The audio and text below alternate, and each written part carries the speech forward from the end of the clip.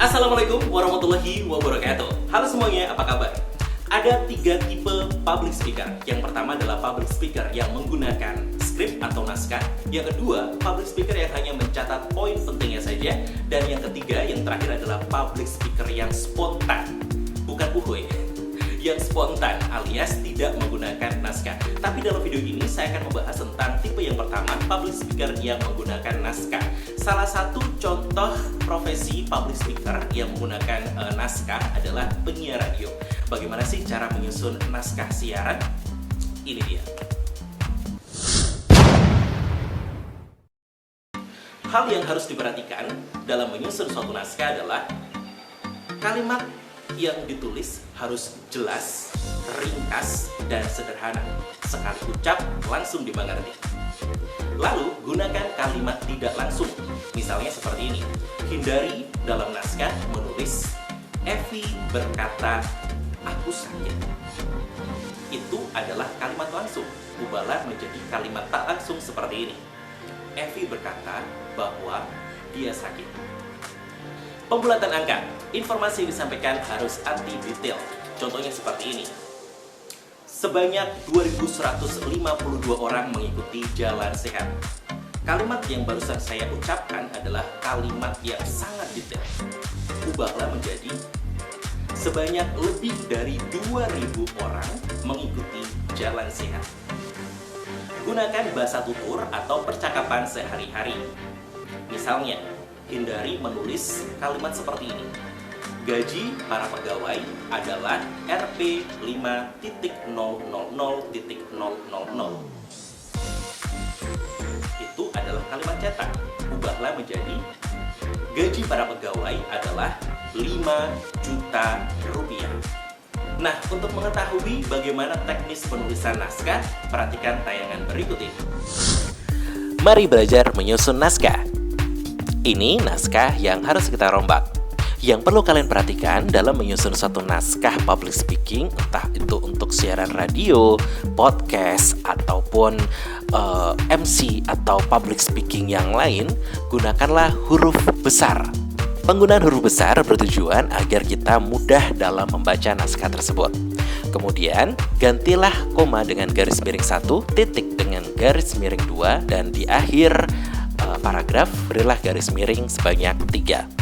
Penggunaan garis miring ini juga bertujuan sebagai tanda kapan kita menghela nafas. Nah, penempatan dari garis miring tersebut harus disesuaikan dengan kemampuan kita dalam mengucapkan satu kalimat dalam satu tarikan nafas. Juga, penempatan garis miring harus disesuaikan dengan pemenggalan kata. Jangan sampai pemenggalan katanya salah sehingga menyebabkan arti dari kalimat tersebut berubah dan menjadi multitafsir.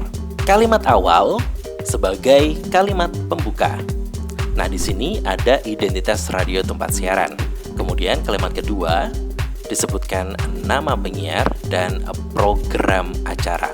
Kalimat berikutnya sebanyak 2.125 pelajar. Nah, di sini sangat detail. Kita harus mengubahnya menjadi lebih dari 2.000 pelajar. Ya, kita menggunakan kata, tidak angka. Pelajar tingkat SMA, karena ini singkatan SMA, berilah tanda strip di antara huruf penyusun singkatan tersebut. Mengikuti diklat anti korupsi di gedung DPRD. Nah, di sini juga harus kita kasih strip ya, karena merupakan singkatan. Pukul 15.00. Nah, ini bukan kalimat tutur. Kita harus ubah menjadi jam 3 sore. Saya menggunakan huruf, tidak menggunakan angka. 3. Rp 2.000.000 itu merupakan kalimat cetak. Kita ubah menjadi kalimat tutur 2 juta rupiah. Dita, pemenang lomba tersebut, mengatakan, nah ini adalah kalimat langsung ya. Tanda petiknya harus kita ubah. Lalu diberi kalau, bisa bahwa ya. Saya kita ganti dengan kata ganti orang ketiga. Iya. Nah, sekarang saya akan membacanya.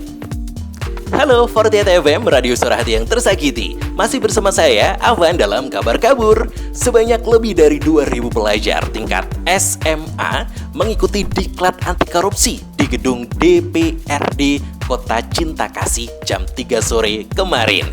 Diklat tersebut bertujuan untuk menanamkan sikap anti korupsi di kalangan pelajar. Di akhir acara ada games cerdas cermat terkait korupsi yang berhadiah uang tunai 2 juta rupiah. Dipta, pemenang lomba tersebut mengatakan kalau ia senang mengikuti acara ini. Selain mendapat ilmu, ia juga mendapatkan teman baru. Sekarang saya tantang kalian untuk menyusun suatu naskah sederhana saja, satu alinea terdiri atas 3 atau 4 kalimat. Topiknya bebas, terserah kalian. Kalian bisa mencari informasi dari internet, bisa mencari informasi dari surat kabar, majalah, buku, dan lain sebagainya. Dan pekan Zoom depan saya akan meminta satu persatu dari kalian untuk membacakan naskah tersebut. Semoga video ini bermanfaat, tetap jaga kesehatan dan tetap semangat. Wassalamualaikum warahmatullahi wabarakatuh.